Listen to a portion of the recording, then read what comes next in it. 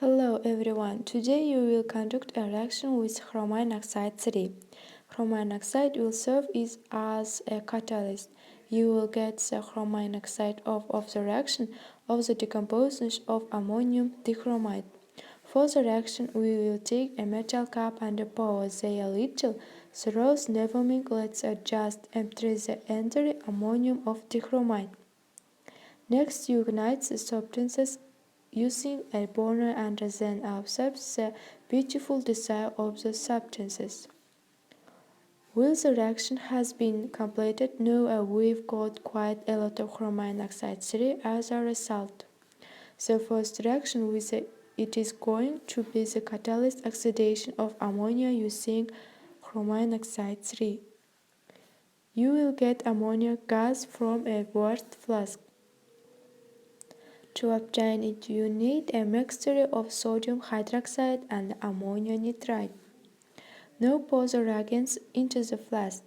Since ammonia is a liquid thin area, it is best to collect it from the bottom of the vessel. To start the reaction, we'll add some water to the mixture. The reaction has started and now ammonia is entering the glass jar. After the jar is filled with ammonia, you need to heat up the chromium oxide 3. Light up the burner, get a bit of chromium oxide 3 into a spoon and heat it up. Now let's add the reactive red hot chromium oxide into our jar. Ammonia in the jar was reacted to oxidation. The catalyst for the reagents was chromium oxide 3. The reaction produces nitrogen oxide and water. For the next reaction, let's take a metal cup and pour a small amount of chromium oxide. Place a piece of cotton wool soaked in ethyl alcohol onto the cup. Then ignite the cotton.